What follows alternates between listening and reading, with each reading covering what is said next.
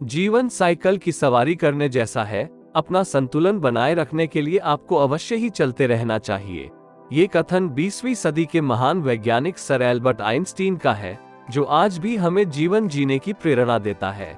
बात 14 मार्च 1879 की है, जब एल्बर्ट आइंस्टीन का जन्म जर्मनी के एक यहूदी परिवार में हुआ था। उसके पिता का नाम हर्मन आइंस्टीन और माता पॉलिन आइंस्टीन थी।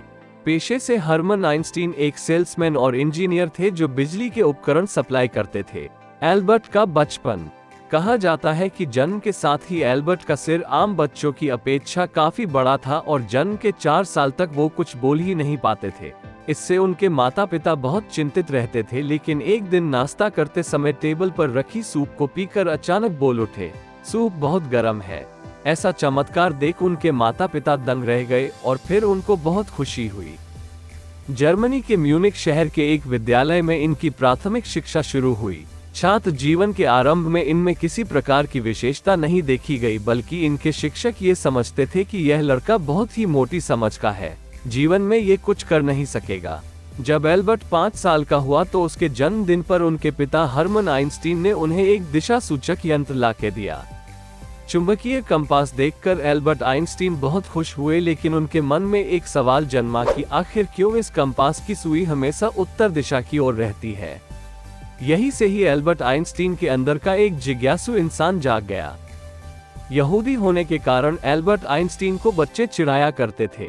एक ये भी कारण था कि उसे स्कूल जाना बिल्कुल पसंद नहीं था, लेकिन वे प्रकृति के नियमों, वायोलिन बजाना, आश्चर्य की वेदना का अनुभव, कंपास की सुई की दिशा आदि में मंत्रमुग्ध रहते थे। एल्बर्ट आइंस्टीन की शिक्षा। 14 वर्ष की अवस्था में ही आइंस्टीन ने अपनी असाधारण गणितीय प्रतिभा का परिचय देकर सबको चकित कर दिया। स्कूल में पढ़ते समय बच्चे सबसे अधिक जिस विषय से दूर भागते हैं वह है गणित, और गणित में भी विशेषकर ज्यामिति। उन्होंने एनालिटिकल जियोमेट्री तथा डिफरेंशियल एंड इंटीग्रल कैलकुलस पर पूरी तरह से अधिकार कर लिया। इन विषयों के संबंध में वे ऐसे ऐसे प्रश्न अपने शिक्षकों से करने लगे कि उनसे किसी प्रकार भी उत्तर देते नहीं बनता। 16 साल की उम्र में स्विस फेडरल पॉलिटेक्निक ज्यूरिच की एंट्रेंस परीक्षा दी, जो बाद में एथ के नाम से जानी जाती थी। भौतिकी और गणित के विषय को छोड़कर बाकी दूसरे विषयों में वे असफल हो गए और अंत में पॉलिटेक्निक के प्रधानाध्यापक की सलाह पर वे ऑगोवियन कैंटोनल स्कूल, आरू, स्विट्जरलैंड गए। 1895-96 में अपनी उच्च माध्यमिक शिक्षा उन्होंने वहीं से पूरी की। सन 1900 में एल्बर्ट आइंस्टीन ने फेडरल इंस्टीट्यूट ऑफ टेक्नोलॉजी से अपने ग्रेजुएशन की परीक्षा पास की और आगे चलकर उन्होंने डॉक्टरेट की उपाधि प्राप्त की। एल्बर्ट आइंस्टीन की शादी। आइंस्टीन ने 6 जनवरी 1903 को मिलेवा मैरिक से शादी की।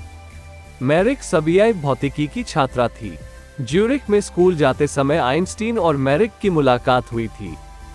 आइंस्टीन और मैरिक ने 3 बच्चों को जन्म दिया था। उनकी एक बेटी लीसेरल और 2 बेटे हंस एल्बर्ट आइंस्टीन और एडुआर्ड आइंस्टीन थे।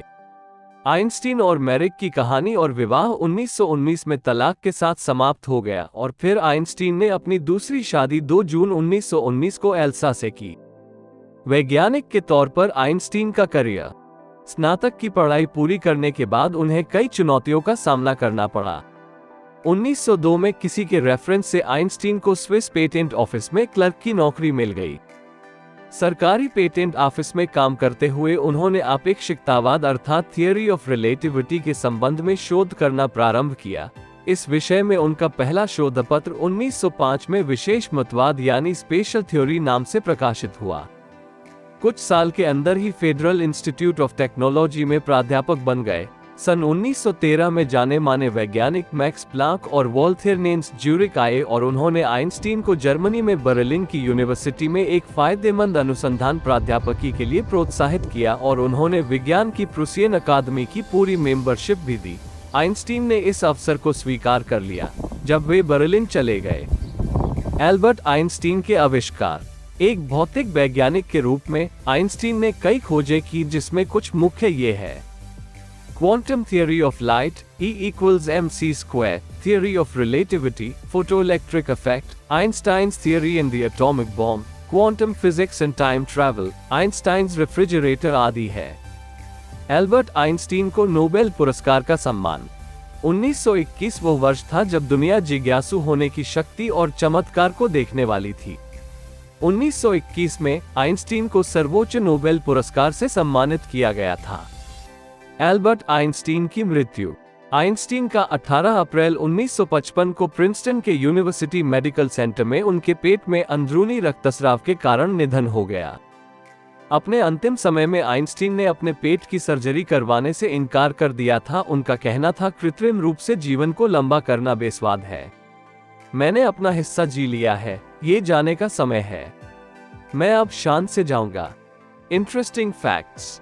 आइंस्टीन की मृत्यु के बाद डॉक्टर थॉमस हार्वे ने शोध के लिए एल्बर्ट आइंस्टीन का दिमाग निकाल लिया और 20 सालों तक एक जार में रखा रहा। फिर हंस आइंस्टीन के कहने पर उनके दिमाग के 256 टुकड़े कर बड़े बड़े शोधकर्ताओं के पास भेज दिया।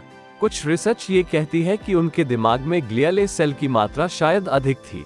उनका लेफ्ट हिप्पोकैम्पस थोड़ा बड़ा था, जो याद रखने और कुछ सीखने में एक बहुत बड़ा योगदान देता है।